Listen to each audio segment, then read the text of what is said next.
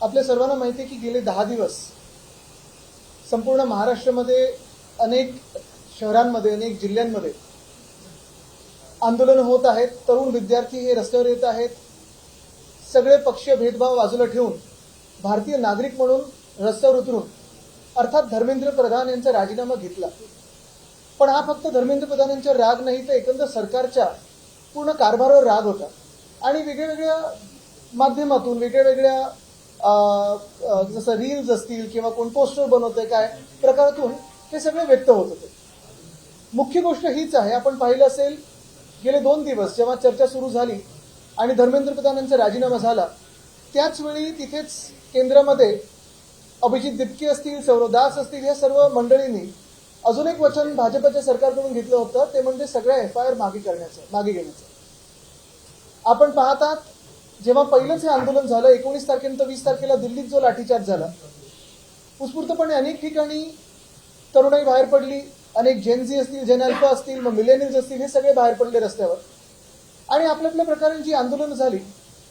मला वाटतं 22-23 तारखेच्या आंदोलनामध्ये अनेक लोकांवर FIR झालेले आहेत, काही लोकांना नोटिसा गेलेल्या आहेत, काही लोकांना डिटेन्शनमध्ये ठेवलं होतं, काही मायनर्स पण होते, त्याच्यात 15-16 वर्षाचे विद्यार्थी होते. चेंबूर असेल, RCF असेल, बोईवाडा असेल, वरळी असेल, अनेक ठिकाणी आम्ही जाऊन सोडवलं त्या सगळ्या विद्यार्थ्यांना.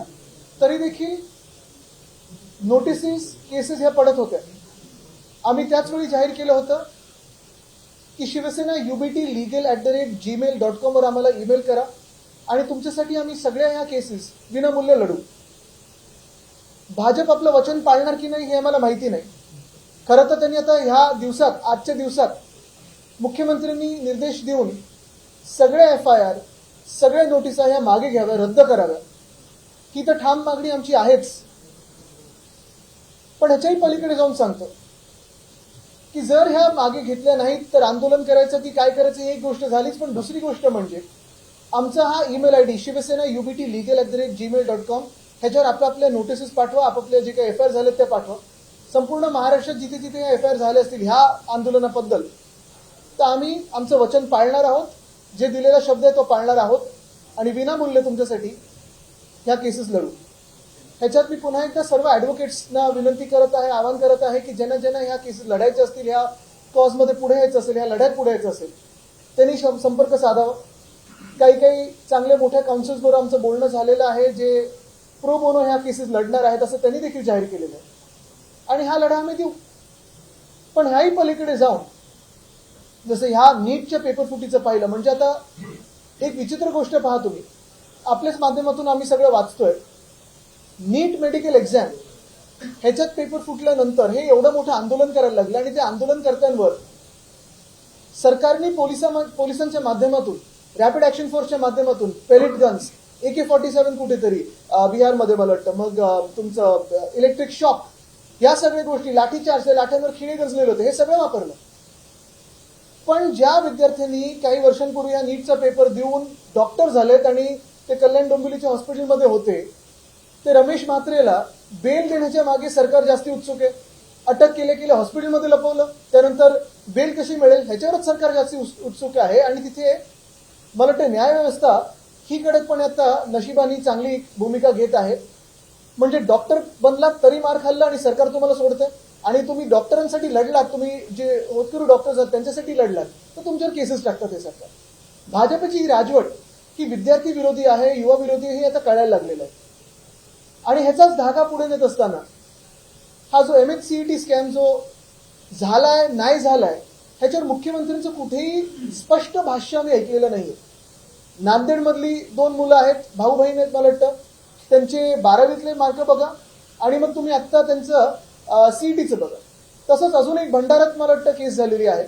आणि ह्या सगळ्या भाजपच्याच निगडीत लोकांशी बरोबर कसं CET राऊंडमध्ये पुढे येतात हे दिसायला लागलेलं आहे. मला वाटतं आजच्या दिवसामध्ये मुख्यमंत्री महोदयांनी ह्याच्यावर स्पष्टपणे भाष्य करावं, कारण उद्यापासून ऍडमिशन सुरू होतं. ऍडमिशन तुम्ही ह्याच बेसिसवर घेणार आहात की ऍडमिशनला स्थगिती देणार आहात, हे विद्यार्थ्यांमध्ये खूप घोळ आहे. मागच्या वर्षी पण असंच झालं. मागच्या वर्षी पण 4 दिवसात लगेच पहिली कॅप राऊंड सुरू झाली आणि तेव्हा सरकारने सांगितलं नाही आता काही करू शकत नाही, त्या पहिली राऊंड झालेली ऍडमिशनची. अनेक विद्यार्थ्यांचं ह्याच्यात नुकसान होतं आणि कुठे ना कुठेतरी मला वाटतं सरकारने, जसं आता परवाकडे मी बघितलं, कालच बघितलं पंजाबबद्दल जेव्हा प्रश्न विचारला गेला तेव्हा अरविंद केजरीवाल यांनी स्पष्टपणे सांगितलं काय झालं, जबाबदारी स्वतःवर घेतली आणि काय त्यांनी पावलं उचलली सांगितली. तसं आमच्या मुख्यमंत्र्यांनी सांगावं. कारण लाठीचार्ज कोणी करायला लावला हेही कोणाला माहिती नाही. दिल्लीतून आदेश आले की इकडच्या गृहमंत्र्यांनी आदेश दिले हे देखील सांगावं. दुसरं म्हणजे अनेक केसेस आम्ही पाहतो. एक नागपूरमधली ती आमची युवती सेनेची अपूर्व, तिला कसं फरफटत नेलं, पुरुष पोलीस कसे अवतीभोवती होते जेव्हा तिला शुद्धी आली कारण तिला चक्कर आलेली जेव्हा हे मारहाण झाली तेव्हा. त्यानंतर इथे पण एक काल केस बघितली, एका महिलेचं रिब बोन फ्रॅक्चर झालेलं आहे. ह्या केसेस तर आम्ही परस्यू करणारच आहोत, कारण एवढा बेशुमार लाठीचार्ज करण्याचा किंवा असं कोणी हाताळण्याचा कोणालाही अधिकार दिलेला नाहीये. तिसरी गोष्ट ह्याच आंदोलनातली म्हणजे अनेक जे रील्स बनले, हे रील्स आता सरकार नोटिसा पाठवून काढण्याचा प्रयत्न करत आहे. कोणाला घाबरतंय सरकार? विद्यार्थ्यांना घाबरतं. एवढी भीती तुमच्या मनामध्ये, जर तुम्ही विद्यार्थ्यांचं ऐकलं असतं तर एवढी भीती बसलीच नसती. पण ज्या विद्यार्थ्यांनी एक हुकुमशाला झुकवलेला आहे, आता तुम्ही त्यांचे रील्स, तुम्ही त्यांचे इंस्टाग्राम अकाउंट्स बंद करण्याच्या मागे लागलेले आहात, फेसबुक अकाउंट्स असतील, ट्विटर अकाउंट्स असतील, बंद करण्याच्या मागे लागलेले आहेत. मी सर्व या तरुणांना सांगत आहे, हे सगळे तुमचे व्हिडिओ सेव्ह करून ठेवा आणि परत एकदा अपलोड करू आपण सगळं. ह्या हुकुमशाला तर घाबरायचं नाही. ह्याच्यावर काही प्रश्न असतील तर आपण सांगा.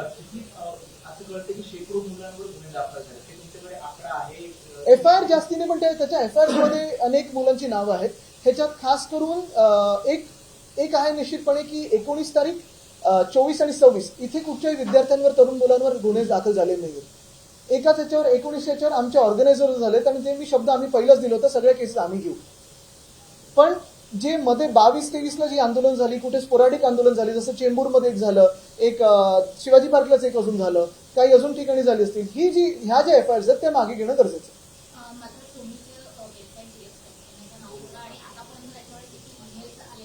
ईमेल्स त्याच्यावर यायला सुरू झालेले आहेत. अनेक विद्यार्थ्यांनी काय होतंय की काही लोक इंस्टाग्रामवर टॅग करतात, काही लोक मला ईमेल पाठवतात, पण आम्ही त्याचं संकलन एकाच ईमेल आयडीवर करण्याचं विनंती करत आहोत.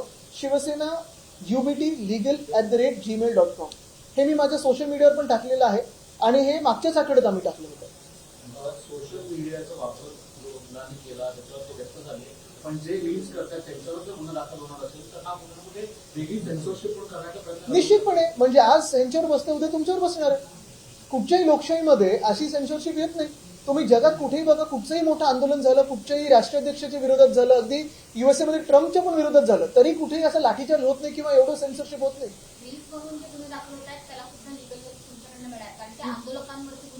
निश्चितपणे आम्ही हे करत राहू, कारण हे सगळं आंदोलन आम्ही एकच पाहतो. आणि ह्याच्यात मी पुन्हा एकदा सगळ्यांना अपील करत आहे की जर तुम्हाला नोटिसा आल्या, मग मेटाकडून किंवा कोणाकडून, हे अपील करणं गरजेचं आहे. हे बेसिक ह्युमन राईट आहे तुम्ही व्यक्त होण्याचं.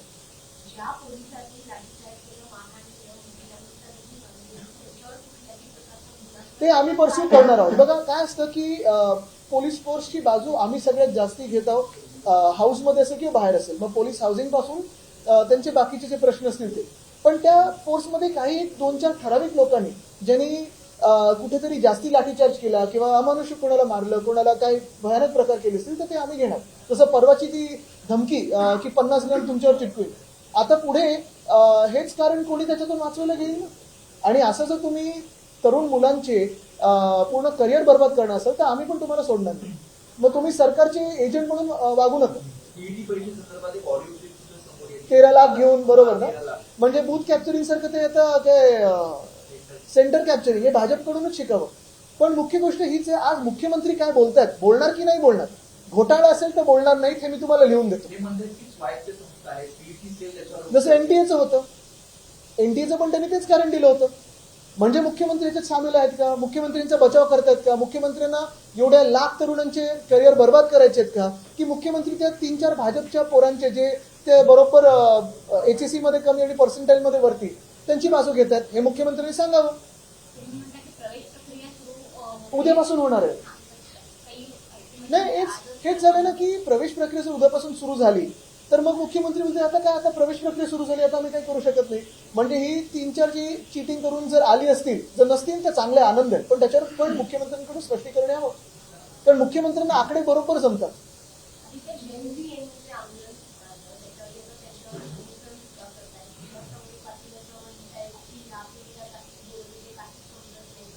मला वाटतं काही आउटडेटेड मानसिकता जी असते ना ती ह्या लोकांवर टीका करत असते.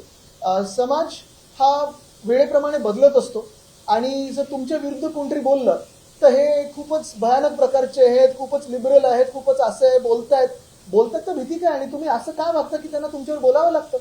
आणि नागपूरमध्ये पण तो लाठीचार्ज आणि त्या अपूर्वला कोणी उचललं ह्याच्यावर पण आम्ही कोर्टात पूर्ण जिथे जिथे जागतिक पातळीवर कुठे फॉलोअप करायचं असेल तर करू, पण महिलांना असं लाठीचार्ज कुठे होत असेल आणि असं परपटन देत असेल तेही सनसेट नंतर ते आम्ही सहन करणार नाही.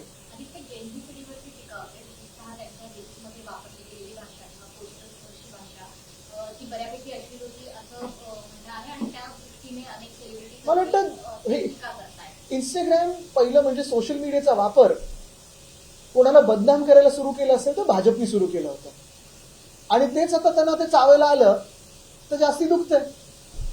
पण जर कोणी खऱ्या गोष्टी बोलत असेल, कोणी व्यक्त होत असेल आणि मग तुम्हाला तुमच्याच भाषेत कोणीतरी उत्तर दिलं तर तुम्हाला प्रॉब्लेम काय.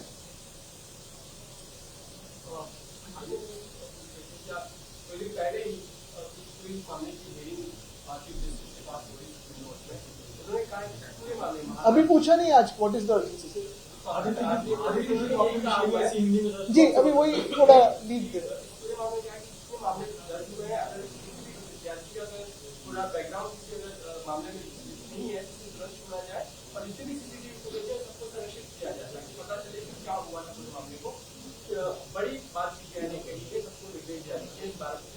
बिल्कुल बात यही है, बात स्पष्ट है.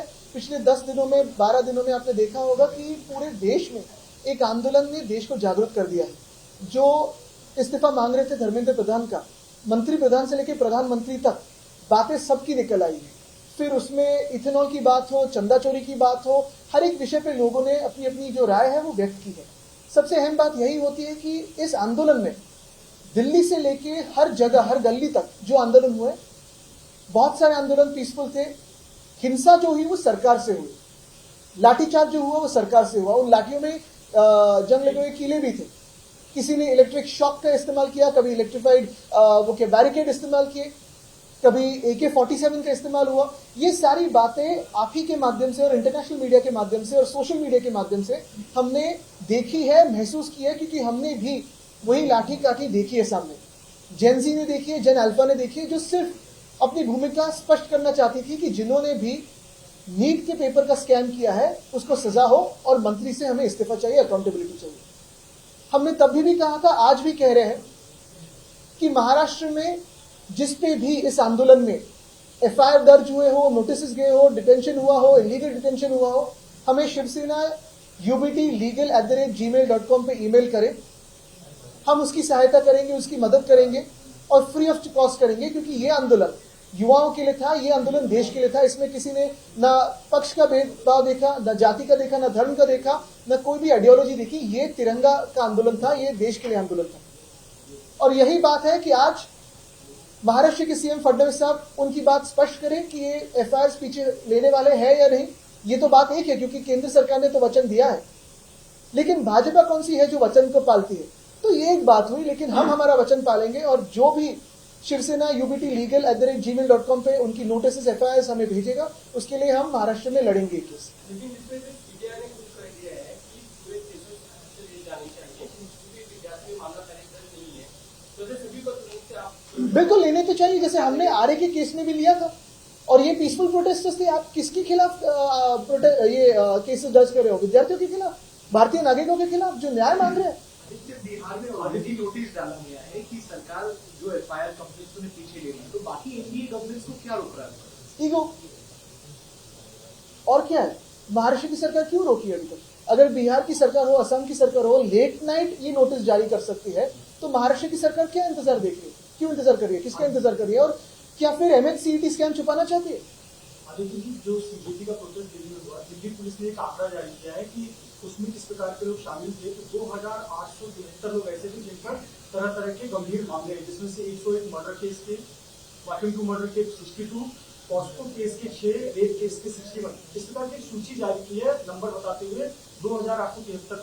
तो पहली बात तो ये है, अगर ये इतने सारे क्रिमिनल्स वहां पहुंच सकते थे तो विद्यार्थियों को भी उनसे धोखा था. दूसरी बात, अगर इतने सारे क्रिमिनल्स पहुंच सकते थे तो दिल्ली पुलिस की फेलियर है और दिल्ली के होम मिनिस्टर की फेलियर है. तीसरी बात, अगर इतने सारे एंटी सोशल एलिमेंट्स बाहर घूम रहे हैं तो भाजपा में ले लो, साफ सुथरे हो जाएंगे. आदित्य एक प्रश्न आहे म्हणाली की धर्मेंद्र प्रधानांच्या राजीनाम्यानंतर जसा शिवाजी पार्कवर जल्लोष साजरा झाला ते धर्मेंद्र प्रधान काल जेव्हा संसदेत गेले तेव्हा भाजप खासदारांनी त्यांचं स्वागत केलं आणि ते सगळे फोटो आज बरोबर, कारण निर्लज्जपणा हा त्यांचा दिसायला लागलेला आहे. काल स्वागत करण्यासारखं कुठचं काही वर्ल्ड कप जिंकून आले नव्हते, त्यांना राजीनामा द्यावा लागला. विद्यार्थ्यांनी त्यांचा राजीनामा घेतला. देशाच्या तरुणांनी आंदोलन करून लाठीकाठी खाऊन पेलेट गन्सच्या समोर जाऊन त्यांनी राजीनामा त्यांचा घेतलाय. मला वाटतं काय की कुठेतरी लाज वाचवण्यासाठी काल त्यांनी त्यांचं स्वागत केलं, जंगी स्वागत केलं त्यांनी. बिहारमध्ये विद्यार्थी आणि आंदोलकांवरती एक गोळीबार करण्यात बिहारमध्ये जे झालं एकदम भयानक प्रकार झाला. एकतर तिकडच्या तरुण विद्यार्थ्यांचं पुन्हा एकदा त्यांची आपण त्यांना सलाम केला पाहिजे. ते जाऊन विचारत होते टीयर गॅस नाही आणला का वगैरे वगैरे, तरी देखील ते हटले नाहीत. पण तुम्ही पाहिलं असेल AK-47 कुठच्या परिस्थितीत वापरलं जातं? एखाद्या टेररिस्टला फेस करताना आपण वापरतो. आणि जर हे जनरल डायर सारखे हे सरकार, जनरल कायर वापरत असतील भाजपवाले, कोणावर वापरता तुम्ही? अनआर्म्ड प्रोटेस्टर्सवर, ज्यांच्या हातात काही हत्यारं नाहीत. आणि कशाला हत्यारं हातात घेतली पाहिजेत? आम्ही आमच्याच सरकार, जे आमचं सरकार वाटत होतं त्यांच्याकडून काहीतरी मागत होतो. पण हे जर तिथे झालं असेल तर दुसरीकडे होऊ शकतं. आणि म्हणून नुसतं सस्पेन्शन नाही, त्यांना बडतर्फ केलं पाहिजे. आदित्य काही रिपोर्ट असे आलेले आहेत की या आंदोलनाला काही परदेशी ताकदींचा सुद्धा हातभार लावला, ज्यात काही पाकिस्तान, चायना या ठिकाणाहूनही त्यांना रसद पुरवली गेली असे काही आज. बघा, हे जर खरं असेल, Chinese funding, Soros funding, US funding, Bangladesh fund करू शकतं का हा एक प्रश्न आहे. पण हे सगळं खरं असेल मग केंद्राच्या गृहमंत्र्यांचा तुम्ही राजीनामा मागितलं पाहिजे की एवढं सगळं आपल्या देशापर्यंत पोहोचू शकतं. म्हणजे ते पण फेलियर आहेत. म्हणजे एक तर त्यांनी लाठीचार्ज केला म्हणून त्यांच्यावर प्रश्न विचारायचे की बाहेरून जर फंडिंग खरोखर आलं असेल म्हणजे त्यांचं सरकार. आता 12 वर्ष केंद्रात मोदी साहेबांचं सरकार आहे ना, तेव्हा काय सांगितलं होतं की पाकिस्तान की आंखें भी हमारे पास देख नहीं पाएंगी. आणि सगळं एवढं जर आमच्या देशात येत असेल मग फेलियर कोणाचं आहे? भाजपचं आहे. शी